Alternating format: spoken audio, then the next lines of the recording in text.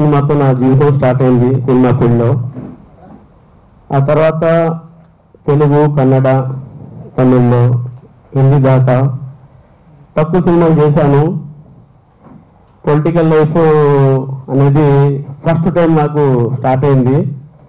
The great YS Rajasekhara Reddy గారి ముద్దుబిడ్డ షర్మిలమ్మ గారి ద్వారా నా లైఫ్ స్టార్ట్ అయింది పొలిటికల్గా.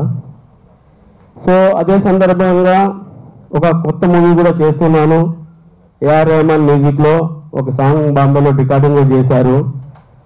ఆర్టిస్టులు ఫైనల్ అవ్వలేదు. నిన్న నైట్ కూడా డిస్కస్ చేసుకున్నాము. అనుష్క హీరోయిన్గా అంటే ఫైనల్ అవ్వలేదు. విజయశాంతి గారితో ఇట్లా ప్లాన్ చేసుకున్నాము. ఆ ప్రపోజల్ నడుస్తుంది, ఇంకా ఫైనల్ అవ్వలేదు. మన విజేంద్ర ప్రసాద్ గారు, రాజమౌళి గారి ఫాదరు, దాని గురించి ఇంకా ఫైనల్ అవ్వలేదు. నా దగ్గర వాళ్ళు డిస్కస్ చేశారు. సో సంతోషంగా ఆ మూవీ చేద్దాం అనుకుంటున్నాను. ఏం ఫైనల్ అయిద్దో మధ్యలో మీడియేటర్ ఏమన్నా జరుగుతుంది మాట్లాడుకుంటున్నారు కాబట్టి అది తొందరలో నేను చెప్తాను మీ అందరికీ ఆ కాంబినేషను. సో మూవీ లైఫ్ అలా ఉంది, నడుస్తూ ఉంది. అన్నీ మీ కళ్ళ ముందు జరుగుతూ వచ్చినాయి. నాకు ప్రతి దాంట్లో ఏదో ఒకటి ఎక్కడో డాట్ పడతానే వచ్చింది.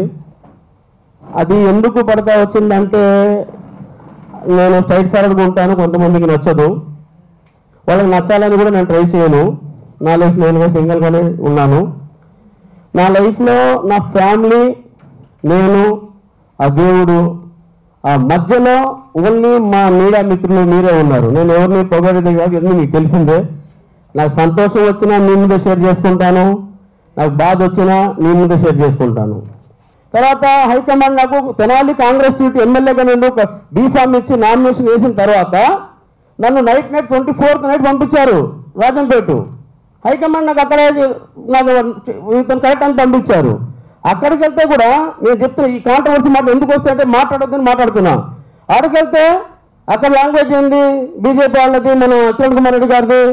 నా కొడక ఇది మన ఆంధ్రజ్యోతి పేపర్లో కూడా న్యూస్ వచ్చింది ఆ రోజు. నా కొడక నువ్వు ఎక్కడి నుంచి వచ్చి ఇక్కడ పోటీ చేస్తావా, నీ జాతీయ అధ్యక్షుడు అంటారా? నేను దేశ పౌరునండి, నేను ఒక కామన్ మ్యాన్ని. డెమోక్రసీలో మీరు ఎక్కడైనా పోటీ చేయవచ్చు.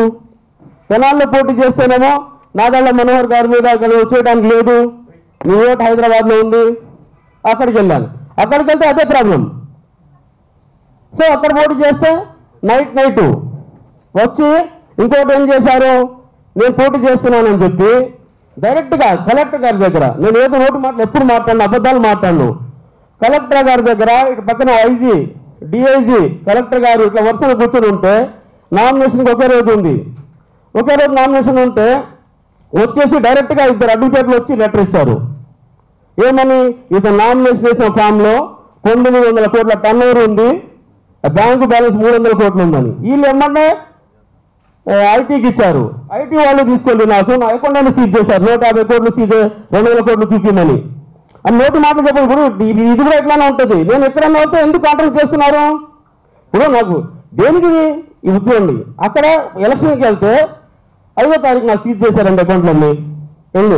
నేను ఒకటి చెప్తున్నా, నా టర్నోవర్ 500 కోట్లు ఉంది. ఇన్కమ్ ట్యాక్స్ వాళ్ళకి నేను అకౌంట్లో ఆపినా క్లారిటీ ఇస్తాను, దాని సమాధానం చెప్తాను, నేను క్లియర్గా ఉన్నా.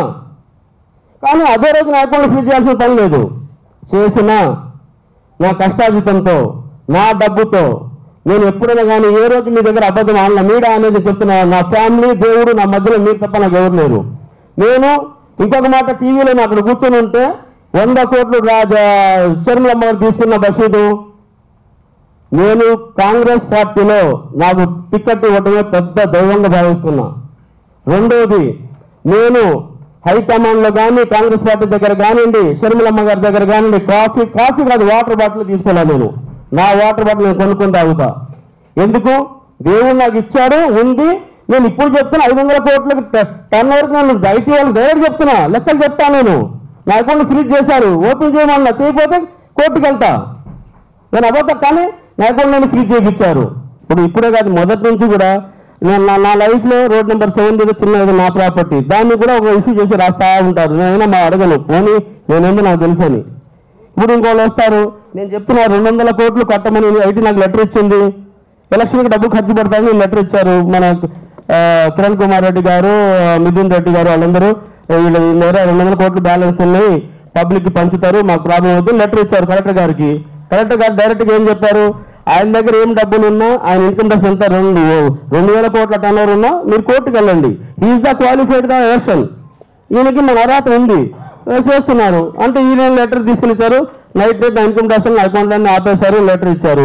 సరే నేను ఎలక్షన్ తర్వాత రిలీజ్ చేస్తున్నాను అనుకున్నాను, నాకేదో నేను బాగానే ఉన్నాను, ఎక్కడో చేస్తున్నాను, క్యాంపెయిన్ చేస్తున్నాను, డే నేను పడుకోకుండా నేను 11 days దొరికితే 11 days కాన్స్టిట్యున్సీ మొత్తం రాయచోటి, రాజంపేట, మదనేపల్లి అన్ని తిరిగాను, క్యాంపెయిన్ చేశాను, నన్ను అందరూ అప్రిషియేట్ చేశారు. 11 daysలో 7 కాన్స్టిట్యున్సీ చేసి 7 ఎమ్మెల్యేలు ఉంటే 7 ఎమ్మెల్యేలు కూడా నా దగ్గర ఫస్ట్ డే ఉన్నారు, తర్వాత నా దగ్గర రాకుండా చేశారు. అంత పాలిటిక్స్ చేశారు అక్కడ.